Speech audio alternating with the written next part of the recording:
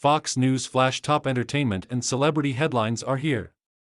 Alec Baldwin claimed he did not pull the trigger on the set of Rust, but gun experts say that a revolver firing without the trigger being pulled is unlikely.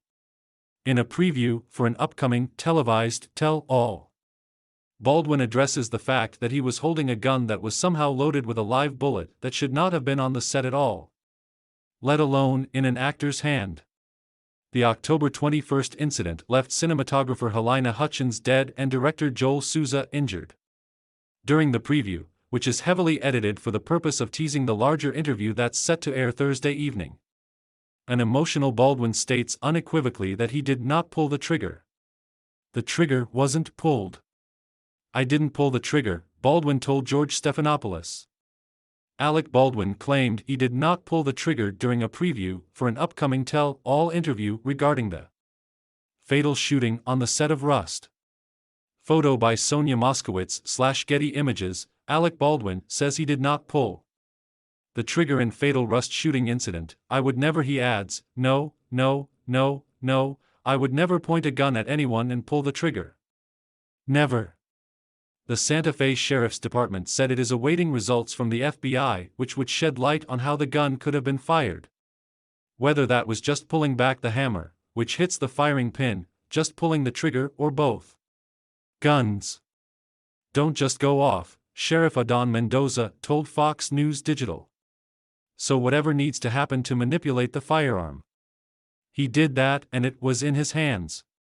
The fourth search warrant released by the Santa Fe Sheriff's Department shows armorer Hannah Gutierrez Reed suggested someone on the set had potentially pulled the hammer back on the .45 Colt revolver during her interviews with police.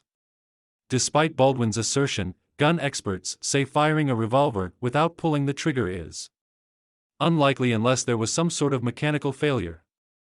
Photo by OGUT/Star Max/GC Images. Click here to sign up for the entertainment newsletter. We had the gun the whole time before that and nothing happened, and I wasn't in there.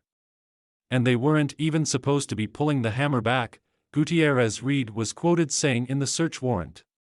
In October, a weapons expert told Fox News Digital that since Rust is set in the 1880s, production could be using a single-action revolver appropriate for the time period.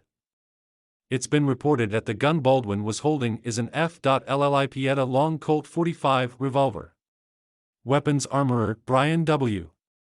Carpenter told Fox News Digital on Wednesday firing a revolver like the one Baldwin was reported to be holding without pulling the trigger would be rare. In order to make it fire, you have to put your thumb up onto the hammer, cock the hammer all the way back, and then as the hammer is completely cocked back, then you pull the trigger and then the gun fires, Carpenter explained. So that's very important because that gun had to have two-step process to fire. It had to be cocked and the trigger pulled to fire. The Santa Fe Sheriff's Department said it is awaiting results from the FBI which would shed light on how the gun could have been fired, whether that was just pulling back the hammer, which hits the firing pin, just pulling the trigger, or both.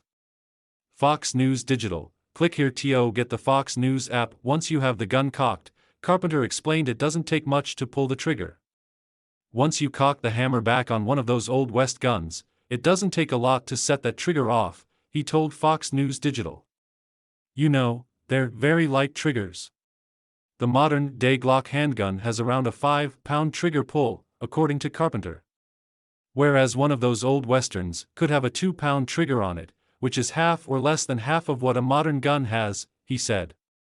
Film and prop historian Michael Corey explained to Fox News that firing a revolver without pulling the trigger would require a mechanical failure. The hammer needs to be fully locked to the rear for the weapon to function, Corey explained, which necessitates manual operation of the weapon. Barring an as yet unknown mechanical failure, this weapon did not fire itself, he stated. Adding that, for the hammer to travel forward at all, the trigger has to be depressed, unless some major mechanical failure takes place. Fox News Digital has reached out to Baldwin and Gutierrez Reed for comment. Fox News' Tyler McCarthy contributed to this report.